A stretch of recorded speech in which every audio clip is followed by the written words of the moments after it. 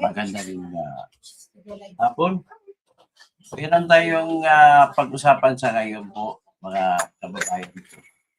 Ito po ay may kinalaman sa lakawan sa mga proyekto ng flood control sa buong Pilipinas. Kaya, ang kanta nga dyan, mula Apari hanggang Hulo, baha ay naglilipa na. Flood control dito, flood control doon. Buong bansa ay bumaha. Ayan. Ito ngayon ang pag-usapan natin ngayon po. Patungkol po kay Maria Catalina Istamo Cabral na natagpuan ko ng patay sa ilalim sa bangin. Ang bangin na yan, hindi ko pa napansin yan na pumupunta ko sa bangin. Pero katabi sa ng gasoline station, may bahay, mga bahay may nakatira doon. At saka kung bumaba ka ng konti sa bangin, may bahay pa isa. Bago doon papunta sa eksaktong lugar kung saan natagpuan ang katawan. Pero ang pag-usapan lang muna natin po, maiksi lang ito. Nagtatanong lang ako. Ang patay ba pag namatay, ang tao ba pag namatay, bumababa yung kanyang height? Yan ang unang tanong ko. Tapos lumalabas, yung height ng kambal, ang height ng bangkay na natagpuan, ay kasing tangkad ng missing bride na nawala noong December 10 dun sa Quezon City na si Shera Di Juan. So, ano kaya ang relasyon nito? Hanggang ngayon, hindi pa natagpuan yung missing bride. Missing pa rin. Pero ayon sa report, ang height ng missing bride ay 5'2". Ang height ng katawan na natagpuan sa ilalim ng ng bangin doon sa tabi ng Cannon Road ay 5'2" rin. Pero ang height ni Cabral ay magkasing tangkad sila ni Bongbong Marcos kung naka-high heels. Tapos tinignan ko litrato na naka-high heel ay mga 2 inch ang kanyang heel, yung kanyang takong. So kung 2 inch, 2 pulgada ay ang height na totoo ni Cabral ay 5'4". So hindi tugma sa autopsy report na 5'2". Paano mangyari ito? May kababalaghan na nangyayari dito. Siguro maganda rito ipakita ko muna ang tinatawag na height na autopsy report at saka yung litrato ni Cabral at saka yung mukha ni Cabral na payat na babae, na sexy, ay kasing profile ni Shera Di Juan na ganoon din, sexy rin. Although hindi sila magkasing edad, mas bata si Shera Di Juan. Pero ano ba ito? Wala akong nakitang connection na baka si Shera Di Juan yung bangkay na nagkuha sa bangin sa ilalim ng Cannon Road. Pero ang sa akin lang, na galaw lang ang curiosity ng aking utak sapagkat yung height ng babae na nawawala, ikakasal na lang sana ay nawala pa, ay noong December 10 ay 5'2". So ito po, ilalagay ko po sa aking ang datos. Yan. Yan ang mukha ni Cabral sa taas. Sa baba, yan yung missing bride. Pero hoping na buhay pa sana ito si missing bride, si Shera Di Juan. Si Cabral, alam ko buhay pa ito hindi pa ito patay. Yan ang alam ko. Ang height ni Cabral ay 5'4". Ang height naman ni Cabral dito sa autopsy report ay 159 cm. Na kung i-convert mo, 5'2". 5'2 and a half or 5'2". So malayo. kung ang tao pag namatay ay hindi naging pandak, mas pandak sa tunay na taas, ay hindi siya yon, yung bangkay. Eh di ba, ganun lang ho kasi, hindi siya yon. So, ang aking ipapakita dito ngayon ay yung height naman ni Cabral pag itinabi kay Bongbong Marcos. So, ipakita natin. Pero ang ilalagay ko rito ay yung vlog ni Kwan. Vlog ni sino to? Si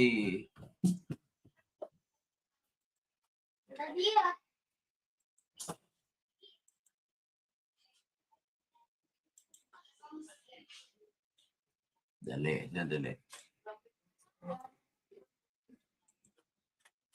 Ito, vlog ni Bagong Lipunan. Bagong Lipunan vlogger ay hiramin ko muna yung vlog mo.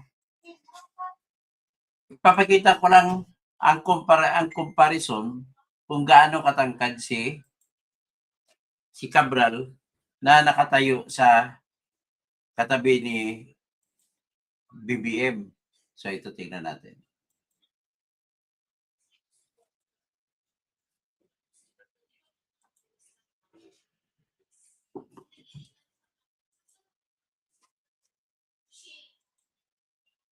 Yan.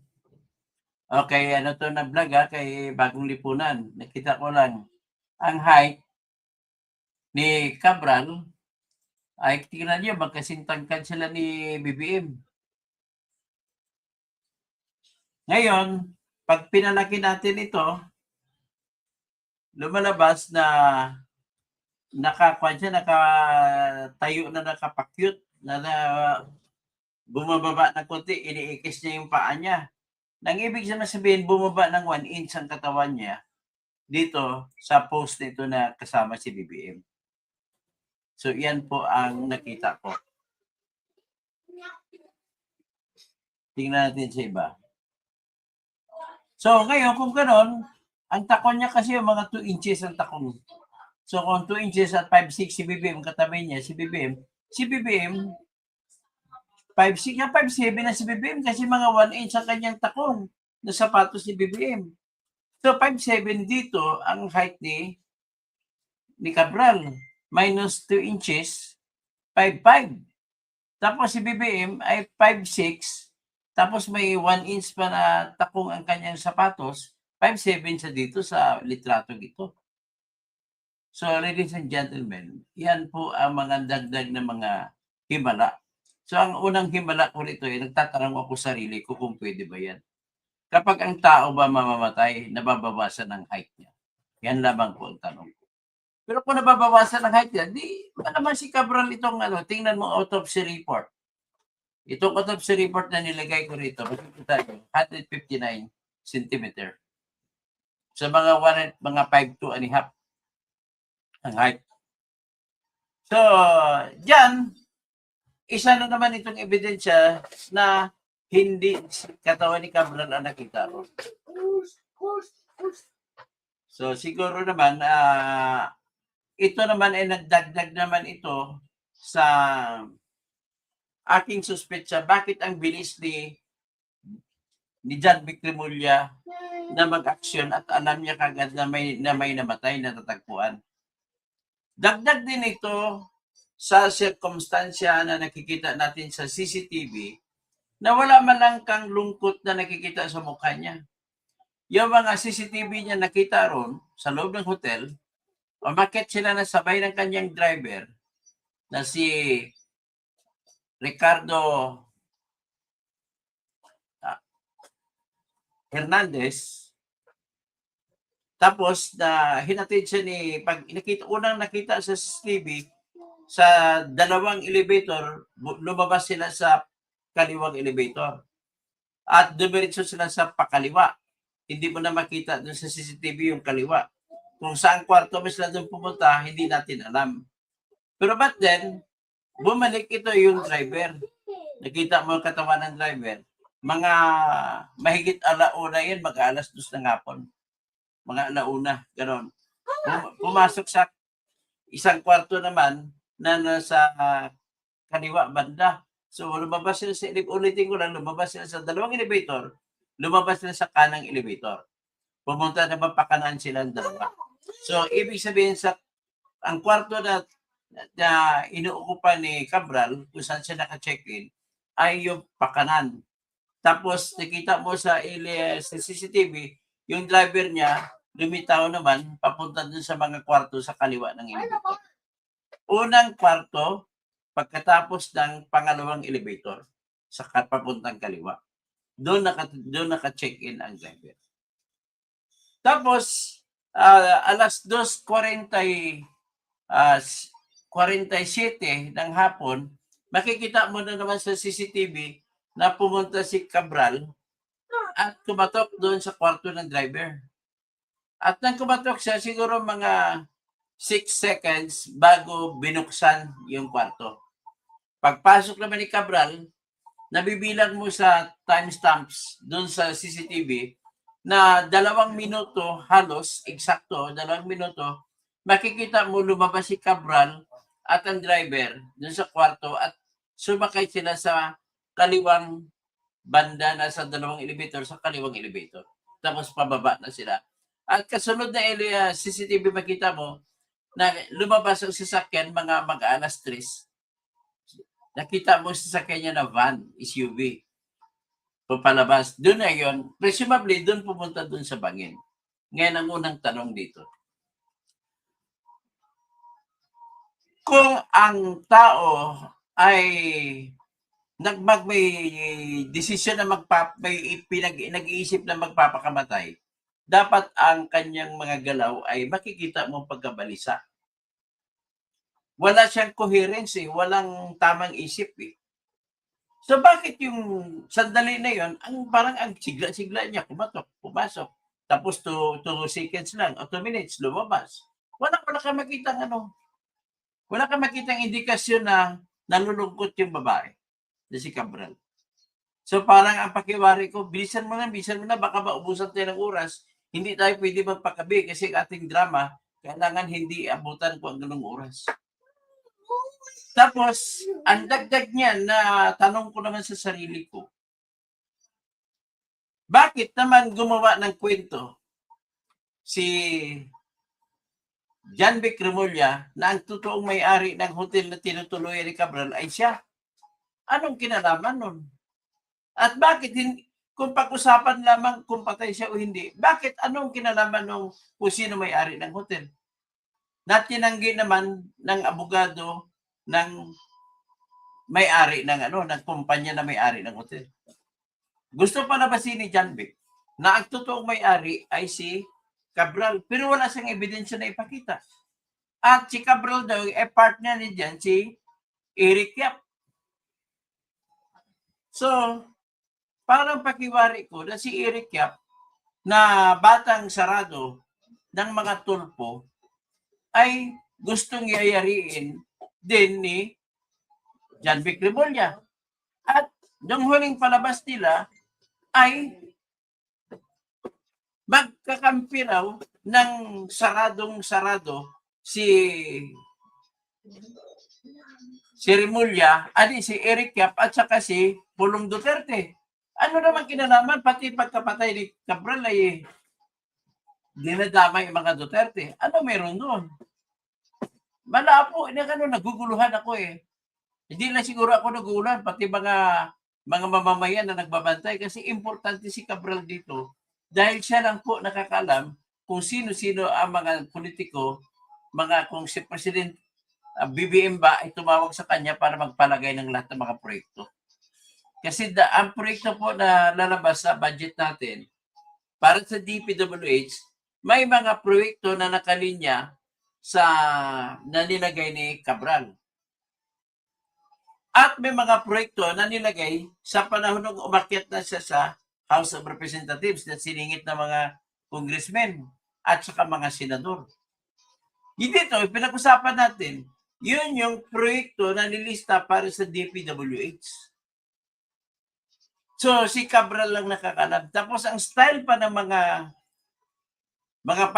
local government officials, mga gobernador, mayor, tapos konsyal o kung sino man ang opisyal ng bayan, pati mga opisyal na hindi mga halal, kung sino-sino mga departamento, ay sumusulat sila kay Cabral kung anong proyekto na pang-infrastruktura ang gusto nila. At ang magpapatupad dyan ay ang DPWH. So kasama sa hiningi dyan yung mga tinatawag na multi-purpose building. Actually nga, pati yung pagpapatayo ng mga gusali na para sa paaralang pampubliko, ay DPWH na rin ang gumagawa. So doon lahat papunta, pati farm to market roads ng Department of Agriculture, DPWH na rin ang gumagawa. The multi-purpose building, DPWH pa rin ang gumagawa. So lahat, all roads lead to DPWH. So ngayon, si Cabral ang USEC or Undersecretary sa tinatawag na Planning and Services. So ang Departamento ng Planning and Services ay may hawak siya ng mga designer engineers. So yun ang mga nagde-design. Sila ang gumagawa ng estimates kung magkano gagastusin sa bawat proyekto na ginawa nila na disenyo. In other words, kung sino-sino mga opisyal ng bayan, may congressman man, may senador, ay lalapit doon. Manghingi, may tinatawag silang wishlist. So ito yung tinatawag na DPWH leaks ngayon. Na kung sino na papalagay doon. Lahat na nagre-request, hindi naman makakasiguro na lahat ng request nila ay maisasama eventually sa final na budget na forma. Ang final na forma ng budget ay yung tinatawag na General Appropriations Act. Yun na po, final, kasi pati yung mga gusto ng congressman at senador na ilagay na rin doon. Kung DPWH ang pag-uusapan natin. So dahil dyan, ganun kahalaga si Cabral kasi siya lang ang nakausap. Halimbawa, si Bongbong Marcos, marami siyang proyekto papasok. Kanino siya tatawag? Kay Cabral. Papadala niya papel. Itong gusto ko mga proyekto, mga tulay, itong mga flood control projects, kalsada. Padala niya dun sa planning. Kasi ang gagawin, ang planning talaga magsasabi, magdidesisyon kung ano ang mga proyektong gagawin para sa DPWH. Yung iba, singit na lang, pahabol na lang yun kung pupunta ka sa tinatawag na House of Representatives. At iba pang pahabol ay doon sa Senate. At pinaka-final, para malaman kung anong nakapasok, kasi maraming pinapasok sa NEP sa kay Cabral na hindi rin nadadala, na babasura din pagdating doon sa Bicameral Conference Committee. Kaya ang pinaka-importante na approval, yung Bicameral Conference Committee. So dito, anyway, what is important is, yung lahat ng lumapit kay Cabral ay si Cabral lamang nakakaalam. Yun ngayon isa sa mga dokumento na hawak niya tinatawag na Cabral Files na hiningi sa kanya raw, na sabi ni Representative Libesti, ay yung Cabral Files ngayon na nilalabas ngayon. Na napakarami, ang mga nakalagay na proyekto, pinakamarami doon ay si Sandro Marcos sa Ilocos Norte, District 1. Ang second dyan, si Ilocos Norte Congressman sa District 2 na tito ni Marcos, tito ni Sandro, na si Michael Marcos Barba. So, yan po ang mga pinakamalaki. Ang ibang pang pinakamalaki ay si 19 billion. Si Romualdez. So sila lang po ang pinagpala ng Diyos sa panahon ng presidente ay si BBM.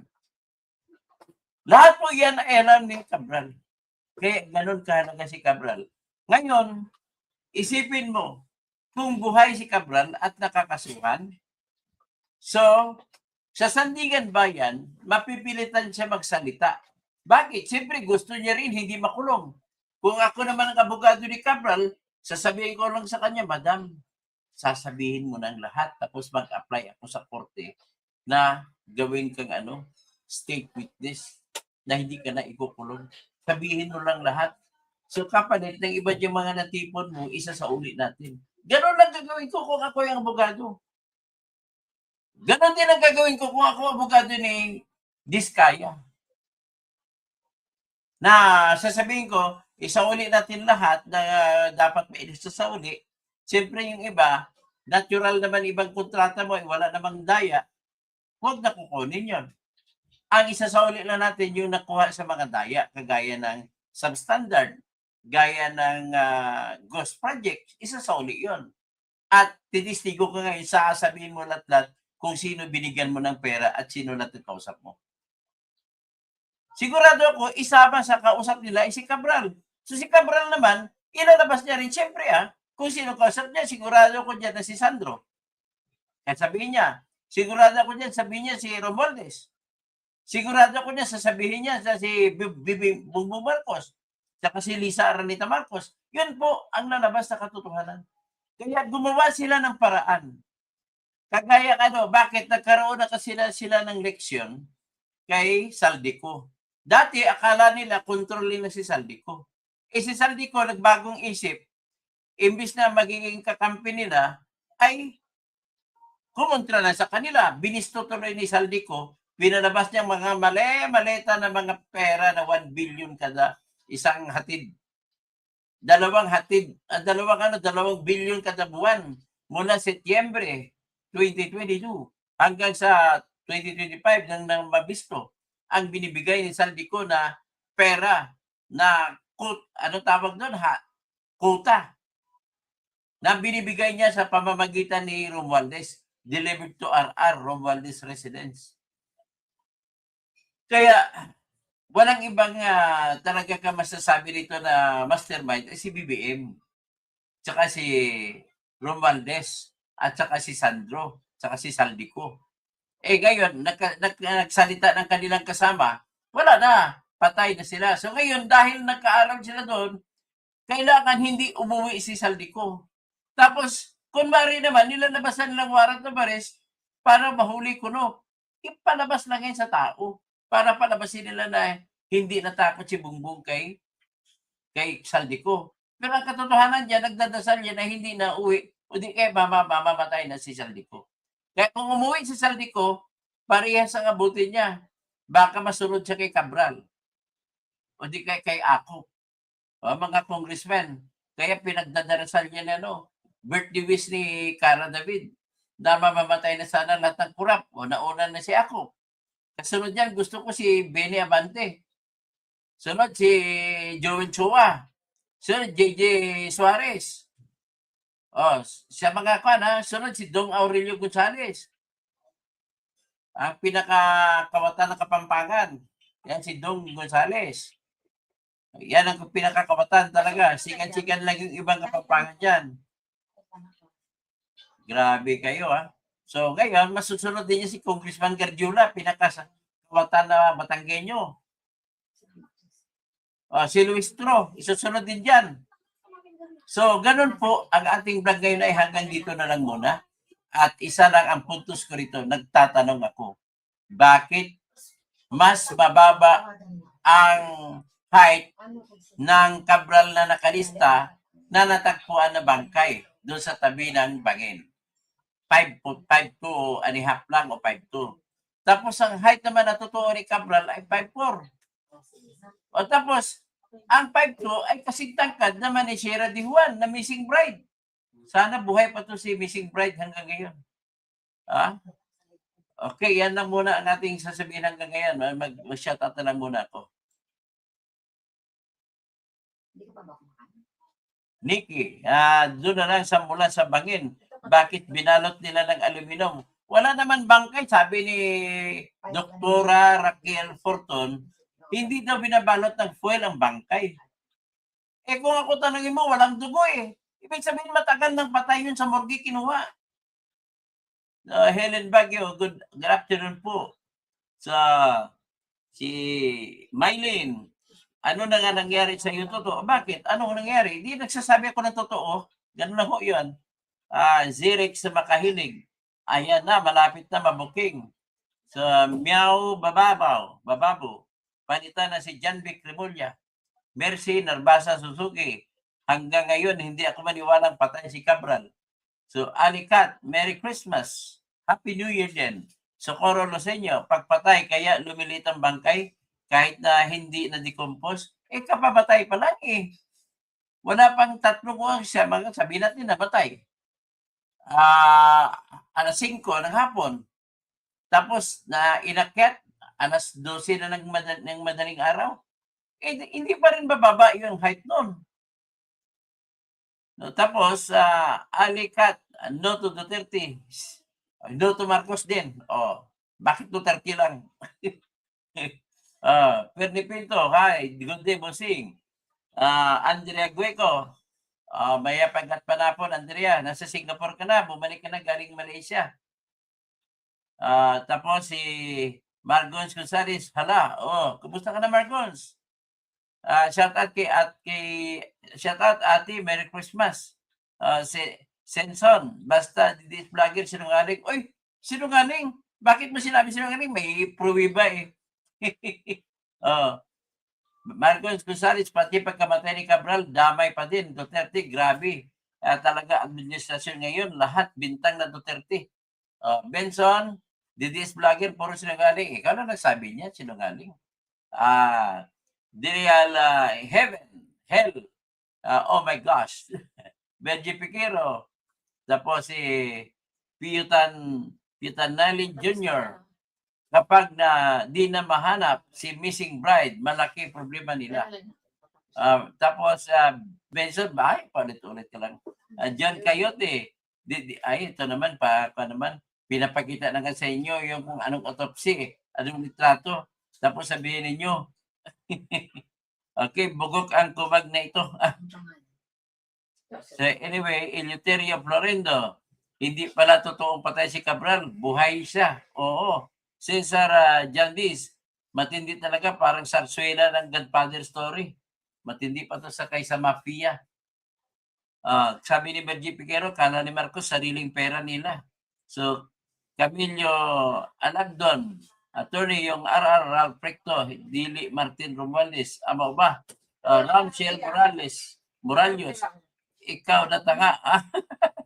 Alden, hindi niya matanggap hindi lang taas ang tingnan na, nako naman, ano bang ibig mo sabihin? Di ito may kabalbalaghan nangyari. Ganun lang yan, Aldrin. Roel LG, ano masabi ni John Vicremulla dyan? Tapos, Toto Bitoy, DNA match period. Wala pa pong DNA. Ang DNA po, 4 na buwan na linggo pa makuha. Kaya nagkikwento lang yan sa DNA match si kunwari lang yan. Marami pwedeng tingnan para malaman kung sino ang totoo. Emerito, ang matindi lang to, para wala sanang duda, ipakita nyo mukha. Ipakita nyo, ang gobyerno dapat pinapayagan din yung vlogger na makapunta doon. Bakit hindi makapunta ang vlogger sa Arlington, sa Burulan? Emerita Alba, straight is forever. Imantan, foil ba ang binalot? Baka Litson Manok. Litson Manok kayo, galing sa Andox. Sana Antonio. Paikot-ikutin man natin ang kwento. Pakiramdam ko, tinahas na yan. Socorro Lucenio, kung ito, di pa rin mag-iba. Ninang Yang, kung talagang tigok na si Cabral, bakit pamilya na ayaw mong salita? Oo nga, hindi nagluluksa. Yung asawa niya, hindi naman nag-umiiyak. Kaya anak ng nanay ng mga anak mo, tapos hindi ka malang umiyak. Anong klaseng lalaki ito? Bakit ikaw para kang nagsisilibrar pa? Yan ito naman ngayon po, pakita ko sa kwan, ang yung nakikita naman ninyo yung height ni di ba? Ang height ni Cabral, ayan sa vlog ni Bagong Lipunan. Yan ang height ni Cabral. Pagkasintangkad sila ni Bongbong Marcos dyan, o mas matangkad pa. Okay, yan na muna Ipakita na mukha, Socorro kanyo. Sabi ni Socorro Luceno, taka lang kami kasi dati kang spokesperson ni Percy Lapid. Ano naman, spokesperson pa rin ako ni Percy Lapid. Ang problema sa inyo, tinuturo niya si Digong pumatay kay Percy Lapid. Excuse me, wala tayong ebidensya ganon. Wala si Duterte pakialam dyan. Ang pumatay po kay Percy Lapid, kung basihan ko ebidensya, si Bantag. Nagtatago ngayon. At kung sino man ang may control kay Bantag, walang iba si BBM lang. Kaya si BBM din ang pwedeng magpapatay kay Percy Lapid. Ganun lang. Kaya mga kabubuhan ang ginagawa niyo sa Corulo sa inyo eh. Okay? Para kayong si Insurrecto eh.